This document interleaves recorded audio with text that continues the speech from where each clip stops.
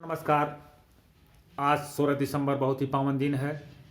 16 दिसंबर भारतीय इतिहास में 16 अक्षरों में अंकित है। 16 दिसंबर 1971 को भारत की वीर सपूतों ने दुनिया के मानचित्र पर अपने प्राणों की आहुति को दे करके बांग्लादेश नामक देश का उद्भव किया था।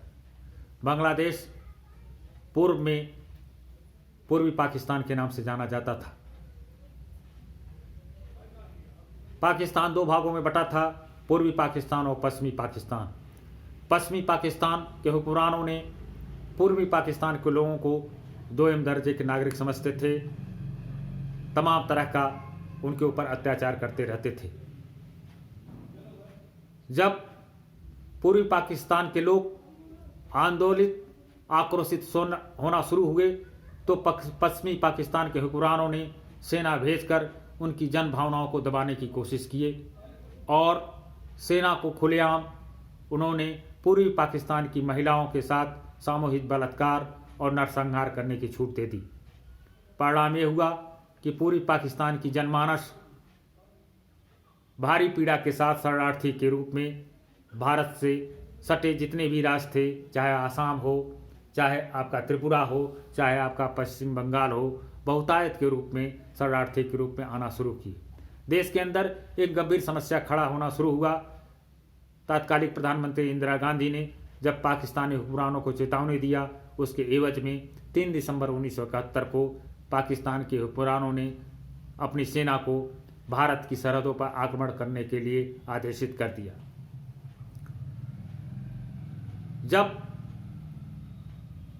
भारत के वीर जवानों ने बदले में आक्रमण करना शुरू किया, मात्र 13 दिन के अंदर पाकिस्तान की सेना को धूल चटा दिया और पाकिस्तान सेनापति नियाजी 93,000 सैनिकों के साथ शर्मनाक तरीके से बांग्लादेश, जो वर्तमान में बांग्लादेश की वर्तमान राजधानी ढाका है, वहां पर उन्होंने आत्मसमर्पण किया। और भारत के वीर सपूतों ने पाकिस्तानी हुक्मरानों, पाकिस्तानी सेना के लोगों को ये सख्त चेतावनी दी, एक सख्त संदेश दिया कि जब जब भारत की सरहदों को की तरफ देखने की कोशिश करोगे, भारत माता की छाती को लहलहान करने की कोशिश करोगे, तो ऐसे तुम्हारे टुकड़े होते रहेंगे।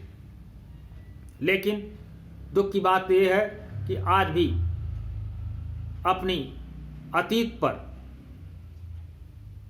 पाकिस्तान सबक सीखने को तैयार नहीं है। मित्रों, आज पावन दिन होने के नाते हमें अपने वीर सपूतों को याद करना है। भारत सरकार 16 दिसंबर को विजय दिवस के रूप में मनाती है, तो श्रद्धांजलि के रूप में हम वीर सपूतों को एक कविता के माध्यम से आपके बीच में उपस्थित हो रहे हैं।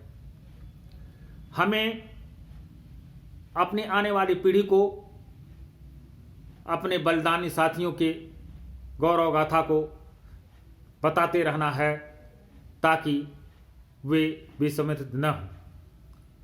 तो मैं कविता शुरू कर रहा हूं कि सरहद पर जिसकी खून की नदियां बहीं होके जुदा, सरहद पर जिसके खून की नदियां बहीं होके जुदा, उस हिंद के निर्भय सपूतों को है मेरा अलविदा, उस हिंद के निर्भय सपूतों को है मेरा अलविदा। बाजी लगा दी जान की, बाजी लगा दी जान की, पर पैर पीछे न हटे, जब तक बदन में था रहू विश्वास रख निर्भय डटे। बाजी लगा दी जान की, पर पैर पीछे न हटे, जब तक बदन में था रहू विश्वास रख निर्भय डटे। जिसका था जीवन युद्ध भूमि, वो हो चुके हैं अलविदा, उस हिंद के निर्भय सपूतों को है मेरा अलविदा।